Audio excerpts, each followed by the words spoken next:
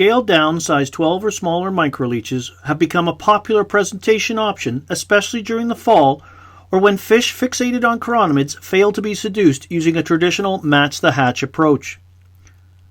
My balanced Brill or BB Micro Leech is an excellent pattern designed with these circumstances in mind. Be sure to have this list of materials on hand to tie your own series of BB Micro Leeches.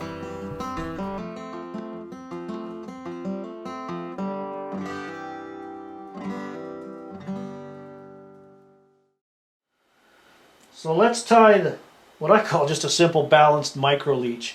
And with the explosion of jig nymphs, now we have these 60-degree jig hooks available to us in small sizes. This is a Daiichi 4647 in a 16. I do these in 16s and 14s.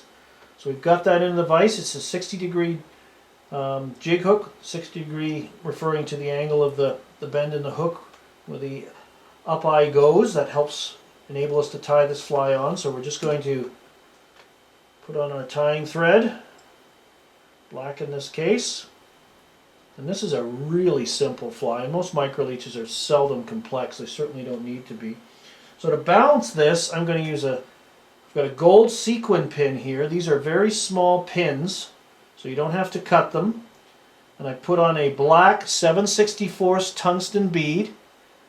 And I'm going to tie that in place so the tungsten, so if you look at this, you can get almost 2 more tungsten beads in behind the one that's on there, and just get that lashed on all the way down the shank.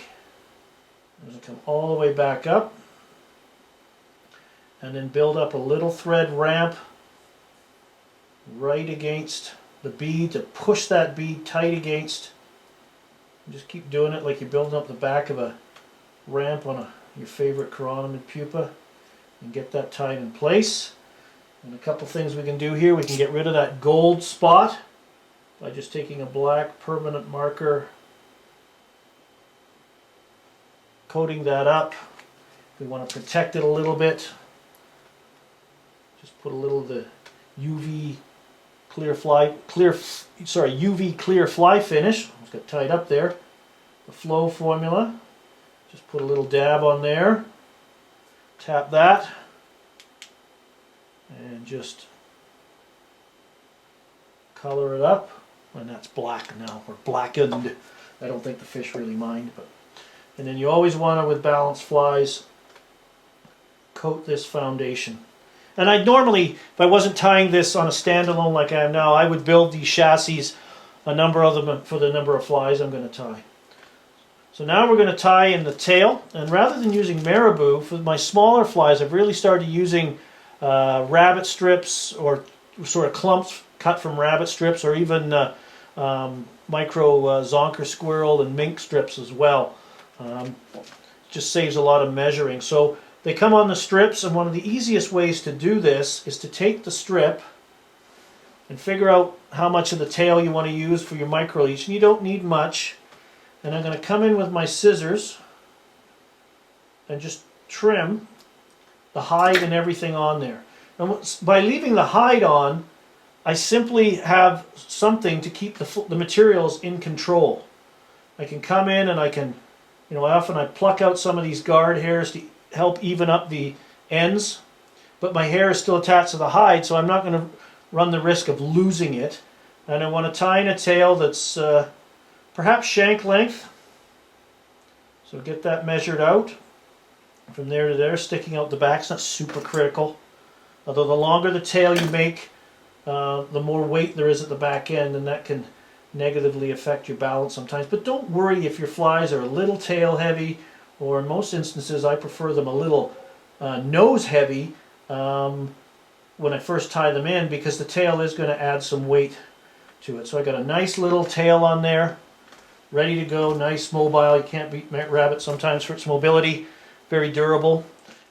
For the body, you could dub it, you could use marabou, whatever you like to do, but I'm going to use some of this UV Brill we get from Canadian Llama. Great stuff. This is the purple coloration and the standard size. They make smaller sizes as well. It's entirely up to you, but it's basically like a small little chenille we wind up, and it's got that UV qualities that are so prevalent in many of the flies we tie today. I'm just going to tie in a length. You need to get much of it, just get it tied in place. Bring this all the way up so the thread is hanging behind the bead. And we are just going to start winding this forward in close touching turns, kind of stroking back with each wrap so we don't trap any of the fibers. And just make this, when this material gets wet, it gets very supple and waves and moves in the water. Right up directly behind, so directly behind the 60-degree return, and then always with these 60-degree hooks, whether you're dubbing or wrapping, always like to make that next wrap come back on an angle so you tuck it right in tight against the hook eye. And go right up directly behind the bead. Come up, sort of work our thread through. Trim away the excess. Do our little brushable super glue trick. Moisten my fingers a little bit and pull this material back out of the way. A couple of wraps. And just whip finish 3 or 4 times. And there you have it. Very simple, finished, balanced micro leech. You can see use the smaller sizes, the 14, 16s, because the overall length of the fly, this is about 1 inch or so long, it soon adds up. So let's see how we did on the balance part. So to check the balance, just used a piece of wire. Let's see how we did. Not too bad. That's going to be perfect. May not look like it on camera, but it's riding pretty well horizontal. Maybe a little tail down, but suspended under an indicator, that's going to jig seductively. And don't forget, with your balanced flies, these are excellent, I mean really excellent cast and retrieve patterns, because they jig, and when they walk them over the bottom, because that fly is going to land nose down, and you can pop and jig this right off the bottom and taunt fish into taking that way. So they're not just an indicator fly, any balanced fly. It's an excellent cast and retrieve fly. So there you have it, a simple, balanced micro leech.